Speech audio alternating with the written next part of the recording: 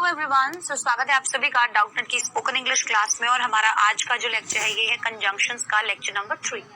आज की क्लास के अंदर हम क्या करेंगे, हम और कंजंक्शंस के बारे में पढ़ेंगे। जैसे कि पिछली जो क्लासेस थी उन क्लासेस के अंदर हमने बहुत सारे कंजंक्शंस जो है वो पढ़े थे। जैसे कि आपको याद हो तो हमने पढ़ा था ऑल्दो के बारे में, ठीक है, येट के बारे में, स्टिल के बारे में, एज सून एज के बारे में, आइदर और के बारे में, और ऐसी बहुत सारे कंजंक्शंस हमने पढ़े थे, ठीक है। और इनके हिंदी में मीनिंग भी देखे थे और इनके सेंटेंसेस भी हमने देखे थे। अब आज की बारी है, आज लास्ट क्लास होगी कंजंक्शंस पे। और भी जो महत्वपूर्ण कंजंक्शंस हैं जो हमारी रोजमर्रा की भाषा में इस्तेमाल होते हैं, ठीक है, तो उनके बारे में हम आज की क्लास में पढ़ने वाले। आइए शुरू करते हैं आज का पहला कंजंक्शन। जैसे पिछली क्लास में अगर आपको याद हो हमने पढ़ा था आइदर और के बारे में। किसके बारे में हमने पढ़ा था? आइदर और के बारे में। आज है नाइदर नॉर की बारी। जब आइदर और की बात कर रहे थे तो हम क्या कर रहे थे? या तो ये या वो, है ना। अब नाइदर नॉर में हम क्या है, ना ये ना वो, मतलब दोनों ही नहीं, ना ही तो ये ना ही वो। लेकिन जब आइदर और की बात कर रहे थे तब हम क्या कह रहे थे कि या तो ये या वो, मतलब दोनों में से कोई एक। लेकिन नाइदर नॉर जब हम लगाते हैं तब हम क्या बोल रहे होते हैं? तब हम बोल रहे होते हैं ना तो ये ना वो। जैसे न तुम जाओ न मुझे जाने दो, न तुम जाओ न मुझे जाने दो। Neither you go nor let me go, neither you go nor let me go. इस तरीके से आप बोलेंगे तो इसका मतलब क्या हो गया कि पहले नाइदर लगेगा फिर नॉर लगेगा। ध्यान रखना, पहले नाइदर यूज करोगे फिर नॉर यूज करोगे, ठीक है। So neither you go nor let me go. अगर हमें बोलना होता कि या तो तुम जाओ या मुझे जाने दो तो आप कैसे बोलते? आप बोलते आइदर यू गो और लेट मी गो। वहां क्या हो जाता कि या तो तुम चले जाओ या मुझे जाने दो। यहाँ पर हम बोल रहे कि ना तो तू जाओ और ना मुझे जाने दे, ठीक है। मैं ना दिल्ली जाऊंगा ना मुंबई, मैं ना दिल्ली जाऊंगा ना मुंबई। हम घर में भी बहुत सी बार बोलते हैं ना मैं खाना खाऊंगा ना पानी पीऊंगा, बोलते हैं या नहीं बोलते? वैसे ही I will neither go to Delhi और nor Mumbai. So I will neither go to Delhi nor Mumbai. समझ गए? आई बात समझ में? वैसे ही अगर हमें बोलना है ना मैं खाना खाऊंगा ना पानी, आई will neither eat food nor water. घर पे बोल देते ना मैं ना खाना खाऊंगा ना पानी पीऊंगा, so I will neither eat food nor water, ठीक है। ना मैं पढ़ूंगा ना मैं सोऊंगा, I will neither study nor sleep. Okay, ना तुम गलत हो ना वो, बोलते हैं ना यार तू भी गलत नहीं है तू भी गलत नहीं। Neither you nor he is wrong, या फिर neither you are wrong nor he is, neither you are wrong nor he is, ठीक है। सो ना तुम गलत हो ना वो, neither you nor he is wrong, या फिर neither you are wrong nor he is. आपने देखा हर एक सेंटेंस में बोलते समय हम नाइदर को पहले बोलेंगे और नॉर को बाद में बोलेंगे, ठीक है। ना मैंने पूछा और ना उसने बताया, ना मैंने पूछा और ना उसने बताया। Neither I asked nor she told, neither I asked, ना ही तो मैंने पूछा ना ही उसने बताया। अब यहाँ पास्ट की बात हो रही है इसीलिए हमने asked और told यूज किया है। वर्ब की सेकेंड फॉर्म हमने यूज की है, क्यों? क्योंकि यहाँ पर पास्ट टेंस की बात हो रही है। किसकी बात हो रही है? पास्ट टेंस की बात हो रही है, ठीक है। तो कैसे बोले? वापस से सभी मेरे साथ बोलेंगे, neither you go nor let me go. ना मैं दिल्ली जाऊंगा ना Mumbai, I will neither go to Delhi nor Mumbai. ना तुम गलत हो ना वो, neither you nor he is wrong, या फिर neither you are wrong nor he is. ना मैंने पूछा और ना उसने बताया, neither I asked nor she told. Okay, चल अब एक स्पेशल केस। क्या है स्पेशल केस? नॉट का नॉर या नाइदर, नहीं वो भी नहीं, नहीं वो भी नहीं। समझना, तुम नहीं आते वो भी नहीं आता, तुम नहीं आते वो भी नहीं आता। अब इन दोनों को हम एक सेंटेंस में कैसे बनाएंगे? यू डोंट कम, नॉर या फिर नाइदर डज ही। तो हमने यहाँ पर पहले तो नॉट लगाया है ना, और फिर हमने नॉर या नाइदर में से कुछ लगाया। एक हमने देखा था नाइदर नॉर लगाने वाला, अब हम देख रहे हैं नॉट, नॉट के साथ नाइदर या नॉर लगाना। ठीक है, तो आप यहाँ पर या तो नॉट और नॉर लगा सकते हो या फिर नॉट और नाइदर लगा सकते हो। ठीक है, क्लियर? मैंने नहीं पूछा ना उसने पूछा, दो सेंटेंसेस है ना, मैंने पूछा, मैंने नहीं पूछा ना उसने पूछा। I didn't ask nor did she. तो आप यहाँ पर एक और चीज बोल सकते थे, I didn't ask neither did she. Okay, वो नहीं जा पाया ना मैं जा पाया। He could not go neither could I. He could not go neither could I. ठीक है, समझ में आया कि नॉट के साथ भी हम क्या कर सकते हैं, नाइदर और नॉर लगा सकते हैं, लेकिन दोनों एक साथ मत लगा देना कि नॉट के बाद नाइदर नॉर दोनों लगा रहे हो, नहीं, या तो नॉट नो या फिर नॉट नीदर। ठीक है, तुम नहीं आते वो भी नहीं आता, you do not come neither does he.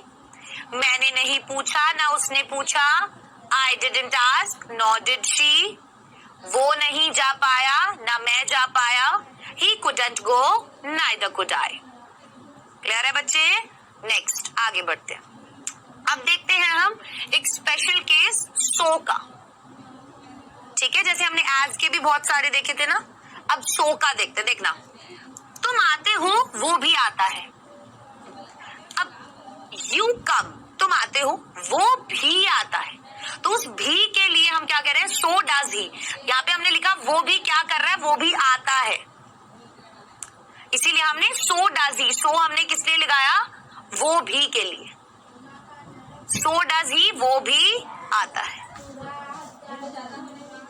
कम लिखने की जरूरत नहीं है, यहाँ पे अंडरस्टूड है क्योंकि हमने भी लिख दिया।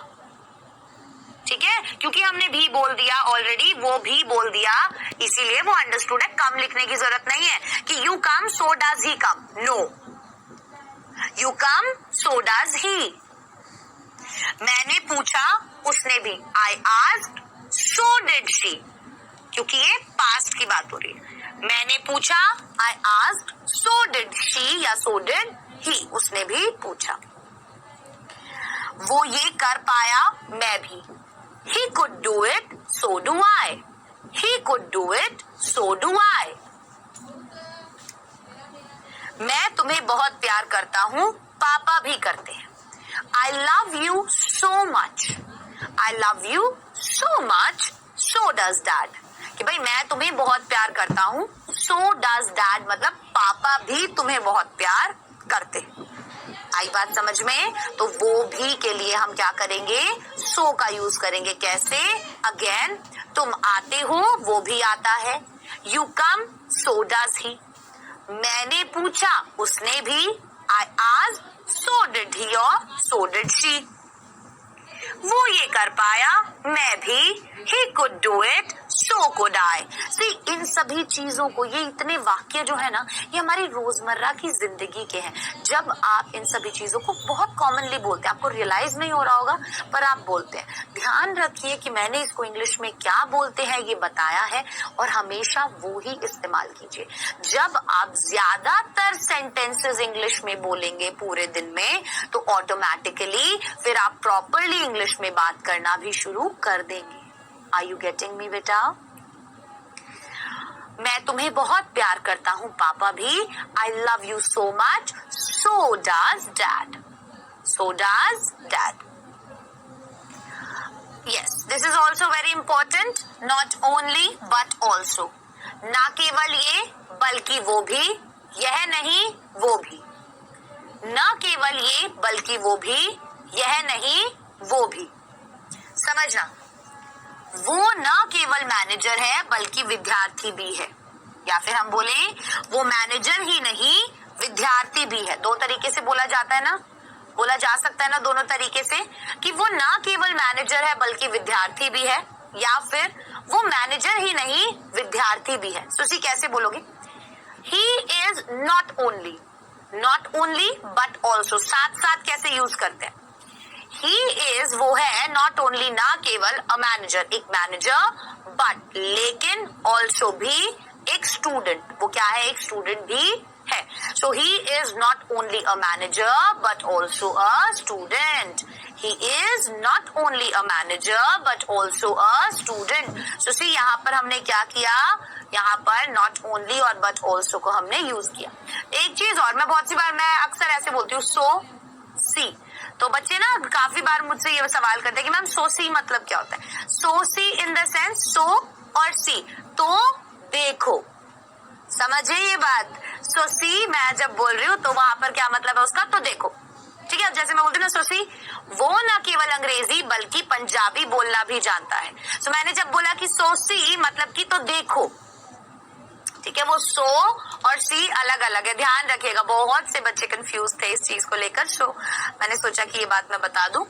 सी वो न केवल अंग्रेजी बल्कि पंजाबी बोलना भी जानता है he can speak not only English he can speak not only English but also Punjabi he can speak not only English but also Punjabi so see what did we do हमने यहाँ क्या किया हमने यहाँ not only और but also को एक साथ यूज किया जब हमें क्या बोलना है ना केवल ये बल्कि वो भी ठीक है मैं ना केवल बैटिंग कर लेता हूं पर मैं बॉलिंग भी कर लेता हूं ठीक है वो ना केवल मैनेजर है बल्कि विद्यार्थी भी है ही is not only manager but also a student वो न केवल अंग्रेजी बल्कि पंजाबी बोलना भी जानता है he can speak not only English but also Punjabi clear है बेटा आगे चलते नेक्स्ट देखते हैं अब इफ का मतलब क्या होता है इफ होता है यदि या फिर अगर इफ क्या होता है यदि या फिर अगर मैं आशा करती हूँ आपने जितने भी मैंने आपको कंजंक्शंस लिखवाए इन्हें अपनी वोकैबुलरी वाले पार्ट में जरूर लिखा होगा ठीक है जहां पर मैं आपको रोजाना के 10 सेंटेंसेस लिखवाने को बोलती हूँ ये सब चीजें वहां पर भी लिखनी है वहां पर अगर आप ये सेंटेंसेस नहीं लिख रहे तो इन वर्ड्स का मतलब जरूर लिखिएगा ठीक है 2 क्लासेस हो गई हैं उन दोनों क्लासेस में जितने भी कंजंक्शंस हुए वो और आज की क्लास में जो कंजंक्शंस हुए हैं ये जैसे not only but also if हो गया है ठीक है ऐसे आप इन सभी को मतलब लिखेंगे जैसे मैंने लिखा ना इफ का मतलब यदि या अगर तो हम वोकैबुलरी में ऐसे ही तो लिखते हैं अपने वर्ड्स लिखते हैं जो if plus past indefinite tense या सिंपल पास्ट या फिर वुड अगर ये होता तो वो होता अगर ये होता तो वो होता तो आप कैसे बनाओगे अगर मैं जाता तो उससे मिलता if I went past indefinite tense I went verb की second form I would meet him तो हमने क्या किया यहाँ पर वुड का या तो आप सिंपल पास्ट का यूज करोगे या फिर आप वुड का यूज करोगे अगर मैं जाता तो उससे मिलता if I went I would meet him अगर राम ने देखा होता तो वो मुझे भी बताता इफ राम सो सी यहाँ पर हमने ये बताया है ना आपको कि इफ के साथ पास्ट इंडेफिनिट टेंस या फिर सिंपल पास्ट और फिर वुड सो कैसे बनाओगे इफ आई वेंट समझ में आ रही ना पास्ट इंडेफिनिट या सिंपल पास्ट एक ही बात होती है सिंपल भी बोलते हैं उसको इंडेफिनिट भी बोलते हैं so if I went I would meet him if Ram saw यहाँ पर क्या किया वर्ब की सेकंड फॉर्म पास्ट इंडेफिनिट लगाया he would also tell me उसके बाद हमने वुड लगाया सो इफ के साथ पास्ट टेंस और वुड लगता है कब जब हमें क्या बोलना हो अगर ये होता तो वो होता अगर मैं जाता तो उससे मिलता अगर राम ने देखा होता तो वो मुझे भी बताता if Ram saw he would also tell me अगर पापा घर पर होते तो वो मुझे जाने नहीं देते if dad was at home he would not let me go अगर मैं तुम्हारा दोस्त होता तो तुम्हें जरूर रोकता if I was your friend I would stop you for sure अगर मैं तुम्हारा दोस्त होता if I was your friend I would stop you for sure. ठीक है समझ में आया इफ के साथ हम कब यूज करते हैं? इफ के साथ यदि और अगर, मतलब इफ का मतलब होता है यदि और अगर। तो हम बोलते हैं ना, या तो अगर ये होता तो वो होता, अगर मैं जाता तो ये काम करता, अगर मैं खाता तो मैं ये करता, समझ रहे हो? अगर मैं पढ़ता तो मेरे अच्छे मार्क्स आते। नेक्स्ट, इफ के साथ पास्ट परफेक्ट टेंस और हम कह सकते हैं सिंपल पास्ट और वुड हैव। कैसे? अगर ये हुआ होता तो वो हो चुका होता, अगर ये हुआ होता तो वो हो चुका होता, समझना। अगर मैं गया होता तो उससे मिल लिया होता, अगर मैं गया होता तो उससे मिल लिया होता। If I had gone, if I had gone perfect tense लगाया हमने, I would have met him, I would have met him. अगर उसने खाना खाया होता तो वो मुझे बता चुका होता। इफ ही हैड ईटन, क्या लगा रखा है? परफेक्ट टेंस है ना। इफ ही हैड ईटन या फिर taken, had he would have told me. If he had eaten, if he had taken या if he had, he would have told me, वो मुझे जरूर बताता। तो would have का यूज करते हैं हम। अगर पापा घर पर होते तो उन्होंने मुझे जाने नहीं दिया होता। If dad was at home, he would not have let me go. अगर मैं तुम्हारी जगह होता तो मैंने ये कर लिया होता। If I was you, अगर मैं तुम्हारी जगह होता, तो देखो कई जगह had का यूज है और कई जगह सिंपल पास्ट का यूज है। If I was you, if dad was at home, I would have done it, तो मैं ये कर चुका होता या मैंने ये कर लिया होता। तो आप बहुत सी जगह अगर मैं गया होता पे हमने क्या लिखा? If I had gone, ठीक है। अगर उसने खाया होता, if he had eaten या if he had taken। और यहाँ पर अगर पापा घर पर होते, if dad was at home, तो यहाँ पर आप सिंपल पास्ट परफेक्ट और पास्ट सिंपल के साथ वुड हैव का भी यूज करते हो, ठीक है। कब यूज करते हो? जब आप बोल रहे हैं अगर ये हुआ होता तो वो हो चुका होता, अगर ये हुआ होता तो वो हो चुका होता, उस समय पर आप इसका इस्तेमाल करते हैं। नेक्स्ट, इफ के साथ प्रेजेंट इंडेफिनिट टेंस या फिर सिंपल प्रेजेंट भी उसे हम बोलते हैं, और उसके साथ विल का यूज कब करें? अगर ये होगा तो वो होगा, अगर ये होगा तो वो होगा, अगर मैं गया तो उससे मिलूंगा, गा आ गया। If I go I will meet him. तो यहाँ पर इधर में क्या लग रही है? प्रेजेंट सिंपल लग रही है। अगर मैं गया तो उससे मिलूंगा, क्या बोल रहा है? अगर मैं गया तो उससे मिलूंगा। If I go I will meet him. अगर राम नहीं आएगा तो मैं नहीं जाऊंगा, अगर राम नहीं आएगा तो मैं नहीं जाऊंगा। If Ram doesn't come I will not come, if Ram doesn't come I will not come. यहाँ पर प्रेजेंट आ रहा है, प्रेजेंट सिंपल। यहाँ पर क्या चीज आ रही है? विल। तो मैंने यही बताया कि प्रेजेंट सिंपल के साथ विल लगाते हैं कब? जब हम बोले अगर ये होगा तो वो होगा। कब लगाते हैं? अगर ये होगा तो वो होगा। अगर पापा घर पर हुए तो मैं तुम्हें फोन नहीं करूंगा। If dad is at home I will not call you. अगर डैड घर पर हुए, अगर डैड घर पर हुए, if dad is at home I will not call you, मैं तुम्हें कॉल नहीं करूंगा। अगर मैं तुम्हारी जगह पर हुआ तो पहले ये काम करूंगा, अगर मैं तुम्हारी जगह पर हुआ तो मैं ये काम करूंगा। इफ आई एम यू, अगर मैं तुम हूं, ठीक है, वो यही तो बोला, अगर मैं तुम्हारी जगह पर हूं। If I am you I will at first do this work, तो मैं सबसे पहले ये काम करूं। समझ में आया? कब यूज करते हैं? तीन तरीके के देखे। देखो, सबसे पहले अगर ये होता तो वो होता, तो हमने पास्ट इंडेफिनिट और वुड का यूज किया। अगर हमें बोलना है अगर ये हुआ होता तो वो हो चुका होता, यहाँ पर हम पास्ट परफेक्ट के साथ वुड हैव का यूज कर रहे हैं, या फिर सिंपल पास्ट के साथ वुड हैव का यूज कर रहे हैं।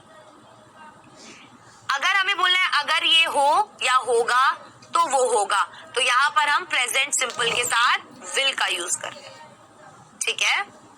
चलिए,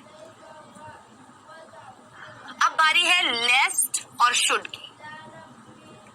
कहीं ऐसा ना हो कि ये ना हो कि, या तो हम बोल रहे हैं कहीं ऐसा ना हो कि, या फिर हम बोल रहे हैं यह ना हो कि, बहुत सी बार बोलते हैं ना हम, जैसे मैं मेहनत करूंगा कहीं ऐसा ना हो कि मैं फेल हो जाऊं। तो अब इस कहीं ऐसा ना हो कि इंग्लिश क्या बनेगी? कहीं ऐसा ना हो कि इंग्लिश क्या बनेगी? तो मैं बताती हूँ। देखो रूल क्या है, लेस्ट के बाद आने वाले वाक्य में शुड का प्रयोग ही किया जाता है। कैसे? मैं मेहनत करूंगा, I will work hard, simple है। करूंगा से आपको पता चल गया कि I will work hard, lest I should fail, ऐसा ना हो कि मैं फेल हो जाऊं। लेस्ट आई शुड फेल का मतलब क्या है? ऐसा ना हो कि मैं फेल हो जाऊं। मैं मेहनत करूंगा पर कहीं ऐसा ना हो कि मैं फेल हो जाऊं। सही पता लिखो, कहीं ऐसा ना हो कि कुरियर कहीं और चला जाए। Write the correct address, lest courier should go somewhere else. मतलब कि lest courier should go somewhere else का मतलब क्या है? कहीं ऐसा ना हो कि। अब आप ये मत सोचना कि यहाँ पर कहीं नॉट का यूज नहीं किया हुआ। लेस्ट और शुड जब हम यूज कर रहे हैं उसका मतलब यही है कि ऐसा ना हो कि, या फिर ये ना हो कि, समझना। वहां मत जाओ, ये ना हो कि वो तुम्हें डांटे। Do not go there lest he should scold you. हर एक में लेस्ट के बाद शुड का यूज हुआ है। Lest he should scold you. Again, मैं मेहनत करूंगा कहीं ऐसा ना हो कि मैं फेल हो जाऊं। I will work hard lest I should fail. Not का यूज मत करना जब भी लेस्ट और शुड का यूज कर रहे हो। सही पता लिखो, कहीं ऐसा ना हो कि कुरियर कहीं और चला जाए। Write the correct address, lest courier should go somewhere else. वहां मत जाओ, ये ना हो कि वो तुम्हें डांटे। Do not go there lest he should scold you. जितना आप इन शब्दों को यूज करेंगे उतना ही आपकी आदत में आते जाएंगे। शुरुआत में थोड़ी सी दिक्कत होगी, लेकिन उसके बाद जो है ऐसा कुछ भी नहीं होगा। आपको धीरे धीरे आदत पड़ जाएगी इन सभी चीजों को यूज करने की। अदरवाइज और एल्स का यूज, नहीं तो या फिर वरना के लिए। अदरवाइज नहीं तो, या फिर और एल्स नहीं तो, या फिर वरना। समझना, मैं मेहनत करूंगा वरना मैं फेल हो जाऊंगा। आई विल वर्क हार्ड अदरवाइज, या फिर ओ एल्स आई विल फेल। ठीक है। सही पता लिखो, नहीं तो कुरियर कहीं और जा सकता है। Right the correct address, otherwise courier can go somewhere else. Otherwise courier can go somewhere else. उसी हमने यहाँ पर भी यूज किया। ऐसा ना हो कि, ये ना हो कि, या फिर वरना नहीं तो के लिए यहाँ हमने लेस्ट और शुड का यूज किया। आई will work hard lest I should fail. यहाँ पर हमने क्या किया? आई will work hard otherwise I will fail. वरना मैं क्या होगा, नहीं तो क्या होगा, मैं फेल हो सकता हूं। अब नेक्स्ट है सो दैट। क्या है नेक्स्ट? So that. मैं मेहनत करूंगा ताकि मैं पास हो जाऊं। I will work hard so that I pass. I will work hard so that I pass. सही पता लिखो ताकि कुरियर कहीं और ना चला जाए। समझ रहे हो? एक ही टाइप के सेंटेंसेस है लेकिन अलग अलग तरीके से बोल रहे हैं हम। कहीं पर हम लेस्ट और शुड का यूज कर रहे हैं, कहीं पर हम अदरवाइज और एल्स का यूज कर रहे हैं, और कहीं पर हम सो दैट का यूज कर रहे हैं। आई will work hard so that I pass. Right the correct address so that courier does not. अब यहाँ पर हमने नॉट यूज किया सो दैट के केस में। यहाँ क्या किया हमने? सो दैट के केस में नॉट का यूज किया। सो that courier does not go anywhere, ताकि कुरियर कहीं और ना चला जाए। मेरे साथ ही रहो ताकि मैं बोर ना हूं। Be with me so that I do not feel bored. Be with me so that I do not feel bored. Right. Next, ये करो ताकि तुम ये कह सको कि तुमने भी कुछ किया है। ये करो ताकि तुम कह सको कि तुमने भी कुछ किया है। Do it so that you could also say that you had also done something. कैसे बोला? ये करो, डू इट, ताकि सो दैट तुम ये कह सको, you could also say that you had also done something, कि तुमने भी कुछ किया है। That you had also done something. Had क्यों यूज किया? पास्ट की बात, कि भाई तुमने भी कुछ किया है। अगेन सुनना, I will work hard so that I pass. Write the correct address so that courier doesn't go anywhere. Be with me so that I do not feel bored. Do it so that you could also say that you had also done something. Am I clear? यहाँ तक बात समझ में आई आपको? चलिए next है still और even now का यूज हम क्या करते हैं. सो स्टिल मतलब अभी भी, इवन नाउ मतलब आज भी या अभी भी. तो आज भी और अभी भी के लिए हम स्टिल का यूज या फिर हम इवन नाउ का यूज करते हैं. फॉर एग्जाम्पल स्टिल का प्रयोग हेल्पिंग वर्ब के बाद और वर्ब से पहले होता है. स्टिल का यूज हेल्पिंग वर्ब के बाद और वर्ब से पहले होता है, जबकि इवन नाउ का प्रयोग हमेशा वाक्य के अंत में होगा. कैसे? मैं अभी भी पढ़ रहा हूं. I am still studying. यहाँ पर हमने हेल्पिंग वर्ब एम और मेन वर्ब के बीच में स्टिल लगाया. लेकिन अगर आप दूसरा सेंटेंस देखेंगे, I am studying even now हमने इस सेंटेंस में सेंटेंस के एंड में लगाया. So what did I tell you? As I told you कि स्टिल और इवन नाउ का मतलब होता है अभी भी या आज भी.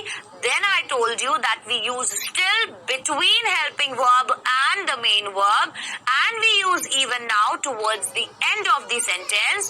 So in these examples as you can see, मैं अभी भी पढ़ रहा हूँ, I am still studying या फिर I am studying even now. क्या राम अभी भी खेलता है? Does Ram still play? Again does और play के बीच में लगाया. Does Ram play even now? Even now towards the end of the sentence. Clear? वो आज भी मुझसे मिलता है. He still meets me. ताहे ते है ती है, पता है ना, प्रेजेंट सिंपल में लग रहा है, इसीलिए टेंसेस सबसे पहले पढ़ाए थे मैंने. He still meets me या फिर he meets me even now. Clear हुई ये बात यहाँ पर? बहुत बढ़िया. तो स्टिल और इवन नाउ में क्या डिफरेंस है? स्टिल हम हेल्पिंग वर्ब और मेन वर्ब के बीच में लगाते हैं and we use even now at the end of the sentence. Clear? Next is while plus verb की फर्स्ट फॉर्म प्लस ing. कहाँ यूज करते हैं हम इसका? जब दो काम एक साथ किए जा रहे हो. जब दो काम एक साथ किए जा रहे हो, at that time we use while plus verb की first form and then ing with that verb. See, मैं चलते हुए पढ़ रहा हूं. I am studying while walking. while walking, walk plus ing. कब कर रहे हैं? जब हम दो काम एक साथ कर रहे हैं. सी, वो पढ़ भी रहा है, वो चल भी रहा है. While walking, I am studying means the same, right? So I am studying while walking. Next, क्या राम पढ़ते हुए खाना खाता है? Does Ram eat the food while studying? क्या राम पढ़ते हुए खाना खाता है? Does Ram eat the food while studying? So see, हमने यहाँ पर क्या किया बेटा? Does Ram eat the food while studying? So while के बाद हमने जो studying लिखा उसको हमने ing के साथ लिखा. Why? Because I told you जब हम दो काम एक साथ कर रहे हैं we use while plus first form के साथ verb की ing means fourth form of the verb. वो मुझसे बात करते हुए तुम्हें देख रहा था. He was watching you while talking to me. So again while के बाद verb की first form में ing. So he was watching you while talking to me. Again repeat कर रही हूँ sentences. सुनिएगा मैं कैसे बोल रही हूँ pronunciation. मैं चलते हुए पढ़ रहा हूँ. I am studying while walking या फिर while walking I am studying. क्या राम पढ़ते हुए खाना खाता है? Does Ram eat the food while eating? Does Ram eat the food while eating? या फिर while studying. वो मुझसे बात करते हुए तुम्हें देख रहा था. He was watching you while talking to me. He was watching you while talking to me. Clear? Next is unless and until. Unless and until जब तक नहीं. Unless and until का यूज हम कब तक करते हैं? जब तक नहीं. See, इन दोनों में से कोई भी प्रयोग कर सकते हैं. सबसे पहली चीज ये नहीं सोचना कि unless यूज होगा या until. पर इम्पोर्टेंट बात ये है कि इनके बाद का वाक्य या तो प्रेजेंट इंडेफिनिट में बनता है या फिर पास्ट इंडेफिनिट में. क्या प्रेजेंट इंडेफिनिट में बनेगा या फिर पास्ट इंडेफिनिट में? अभी नीचे कुछ वाक्य दिए गए हैं. These are the sentences. See, जब तक मैं नहीं आता तुम मत जाना. Until या फिर unless I come you do not go. यहाँ पर मैंने क्या बताया था कि या तो वो पास्ट इंडेफिनिट में बनेंगे या फिर वो प्रेजेंट इंडेफिनिट में बनेंगे. ठीक है? नहीं आता तुम मत जाना, until I come you do not go, या फिर unless I come you do not go. जब तक राम नहीं आएगा हम नहीं जाएंगे. Until and unless Ram comes, until Ram comes या फिर unless Ram comes we will not go. So इसको हमने किस में चेंज किया? प्रेजेंट इंडेफिनिट में. हम नहीं खाएंगे जब तक राम नहीं आएगा. We will not eat until Ram comes. अब यहाँ पर आपने बोला कि मैम we के साथ हमने will लगाया. Until Ram comes. तो see यहाँ पर हमने क्या किया? We will not eat, हम नहीं खाएंगे. कब तक? जब तक राम नहीं आएगा. तो जब हमने until वाला सेंटेंस लगाया तो बाद वाले सेंटेंस में हमने will नहीं लगाया, हमने ऊपर वाले सेंटेंस में will लगाया, बाद वाले सेंटेंस में हमने नहीं लगाया. राइट.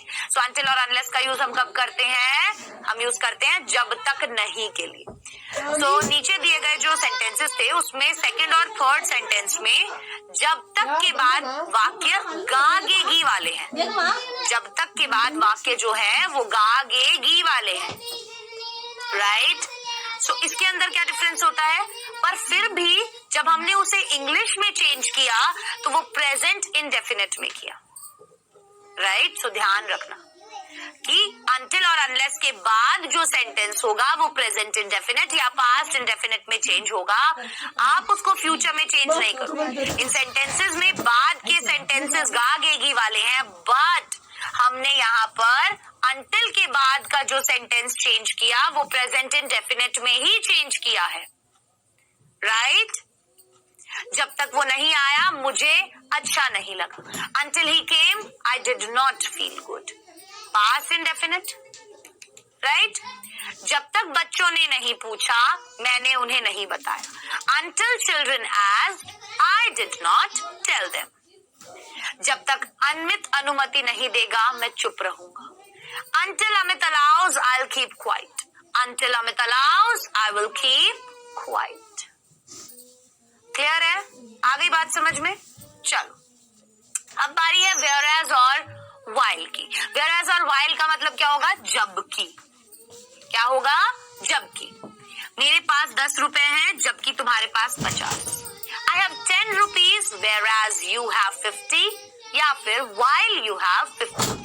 अगेन देखिए हमने while का यूज किया था और उसके बाद वर्ब की फर्स्ट फॉर्म में ing लगाई थी, पर वो कब?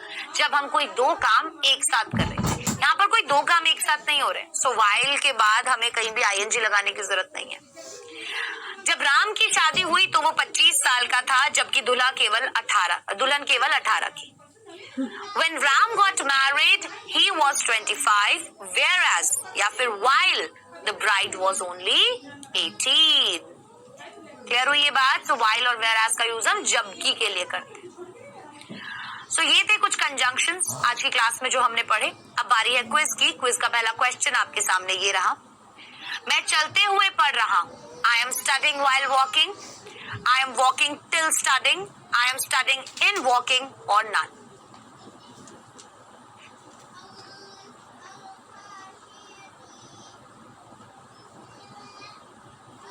Next question. सही पता लिखो ताकि कुरियर कहीं और न चला जाए. Write the correct address so that courier doesn't go anywhere else. Write the correct address as courier doesn't go anywhere else. Write the correct address to courier doesn't go anywhere else और none. तो हमने पढ़ा था ना ताकि के लिए या फिर ऐसा ना हो के लिए, तो उनके अकॉर्डिंग आपको चेंज करना है. चलिए. सो क्वेश्चन नंबर 1 जो है उसका जवाब क्या था? Option number 1. ठीक है. while का यूज कर रहे हैं ing लगाकर. दो काम एक साथ हो रहे हैं. नेक्स्ट सही पता लिखो ताकि कुरियर कहीं और ना चला जाए. तो ताकि के लिए हमने so that का यूज किया. ठीक है. आज की क्लास में कंजंक्शंस किए और ये कुछ क्वेश्चंस मैं आपको दे रही हूँ. चेंज करने इन सेंटेंसेस को सही कंजंक्शंस यूज करके. और अगली क्लास, अब कंजंक्शंस टॉपिक यहाँ कवर हो चुका है कंप्लीटली. जितने कंजंक्शंस मैंने करवाए उनके सभी सेंटेंसेस साथ ही साथ उनके मीनिंग्स आपकी कॉपीज में लिखे हुए होने चाहिए. ठीक है बच्चा. अब हमारी नेक्स्ट क्लास जो होगी वो होगी इंटरजेक्शंस के ऊपर. किसके ऊपर होगी? इंटरजेक्शंस के ऊपर. काफी मजा आएगा. सिर्फ एक सिंगल लेक्चर होगा इंटरजेक्शंस के ऊपर, लेकिन ध्यान से पढ़िएगा. और अब मैं आप सभी से इजाजत लेना चाहूंगी. मुलाकात होगी अगले लेक्चर में. तब तक के लिए अपना ध्यान रखें. डाउटनेट के साथ जुड़े रहें क्योंकि अब पढ़ना हुआ आसान.